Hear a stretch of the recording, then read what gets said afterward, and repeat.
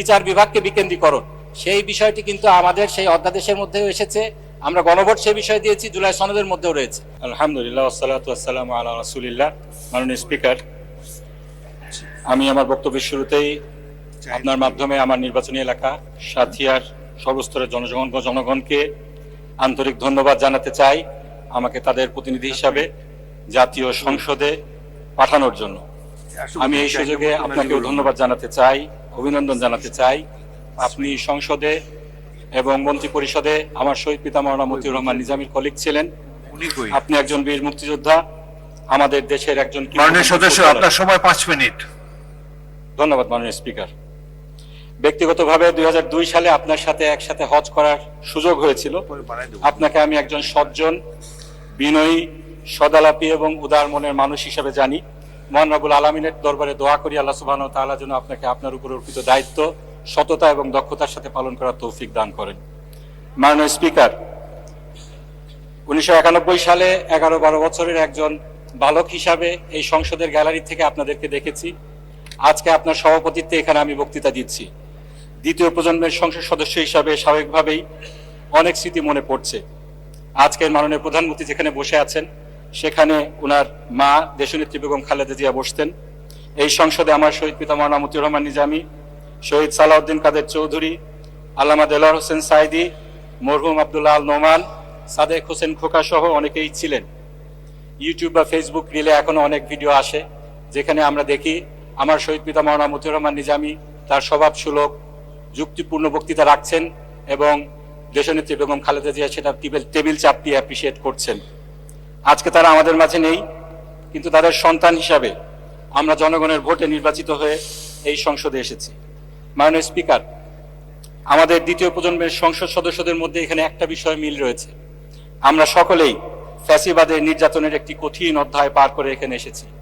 দেশনেত্রী বেগম খালেদা জিয়া, তাকে যেভাবে এক কাপড়ে তার বাসা ছাড়তে বাধ্য করা হয়েছে, মামলা হামলা করে তার পরিবারের উপর নির্যাতন করা হয়েছে, তাকে মিথ্যা মামলায় সাজা দেওয়া হয়েছে। একইভাবে আমার শহীদ পিতা মাওলানা মতিউর রহমান নিজামী, দেলোয়ার হোসেন সাইদি, শহীদ সালাউদ্দিন কাদের চৌধুরী সহ অনেককেই শতাব্দীর জঘন্যতম মিথ্যাচারের মাধ্যমে বিচারিক হত্যাকাণ্ডের শিকার হতে হয়েছে। আমাদের কাউকে কাউকে গুম করা হয়েছিল, কাউকে কাউকে দেশ ছাড়তে বাধ্য করা হয়েছিল। তা আমি বিশ্বাস করি মাননীয় স্পিকার, আমরা শুধু আমাদের পূর্বপুরুষের লিগেসি এখানে বহন করছি না, বরং আমরা সকল নির্যাতিত পরিবারের প্রতিনিধিত্ব এখানে করছি। আমরা এমন একটি সময় দেখেছি মাননীয় স্পিকার, যখন অবিচারকে বিচার, অনিয়মকে নিয়ম হিসাবে প্রতিষ্ঠিত করা হয়েছিল। আদালতের কাঁধে বন্দুক রেখে সংবিধান সংশোধন করে ফ্যাসিবাদকে সাংবিধানিকভাবে প্রতিষ্ঠিত করা হয়েছিল। মাননীয় স্পিকার, ফ্যাসিবাদকে প্রাতিষ্ঠানিক রূপ দেয়া হয়েছিল। সেই ফ্যাসিবাদকে অপসারণ করার জন্য, গণতন্ত্রকে পুনরুদ্ধার করার জন্য একটি বিপ্লব অনিবার্য হয়ে পড়েছিল এবং সেই বিপ্লব আমরা দেখেছি 24শে জুলাই। এদেশের ছাত্র জনতা দল মত নির্বিশেষে বুকের তাজা রক্ত ঢেলে এদেশ থেকে ফ্যাসিবাদকে উৎখাত করেছে। মাননীয় স্পিকার, আমরা সকলে এই জুলাই সনদ বাস্তবায়নের কথা বলছি, যে সনদের ব্যাপারে আমরা সকল দল একমত হয়ে স্বাক্ষর করেছি, যে সংস্কারের বিষয়ে প্রায় 70% জনগণ হা ভোট দিয়েছে। কিন্তু আজকে সেই সনদ কিভাবে বাস্তবায়িত হবে সেটা নিয়ে ধোঁয়াশা তৈরি হয়েছে। বাস্তবায়ন সংক্রান্ত রাষ্ট্রপতির আদেশ নিয়ে আজকেও এই সংসদে কথা হয়েছে। মাননীয় সংসদ সদস্য স্বরাষ্ট্রমন্ত্রী সালাউদ্দিন সাহেব বললেন এই আদেশটি না আইন না অধ্যাদেশ। এটি অধ্যাদেশ না মাননীয় স্পিকার। সংবিধানের 93 অনুচ্ছেদ অনুযায়ী কোনটা অধ্যাদেশ এটা নির্ধারিত হয়েছে, কিন্তু এটা আইন মাননীয় স্পিকার। এবং আইনের যে সংজ্ঞাটা, এটা আমাদেরকে সংবিধান থেকেই নিতে হবে, বাইরের থেকে না নিলে চলবে না। এই আইন কি এই ব্যাপারে সংবিধানে সুস্পষ্টভাবে 152 নম্বর অনুচ্ছেদে বলা হয়েছে, সেটা আমি একটু পড়ছি। আইন অর্থ কোনো আইন, অধ্যাদেশ, আদেশ। সুতরাং সকল আদেশ, সেই আদেশগুলা যেগুলো রাষ্ট্রপতি দিয়ে থাকেন সেগুলা আইন এই সংবিধান অনুযায়ী।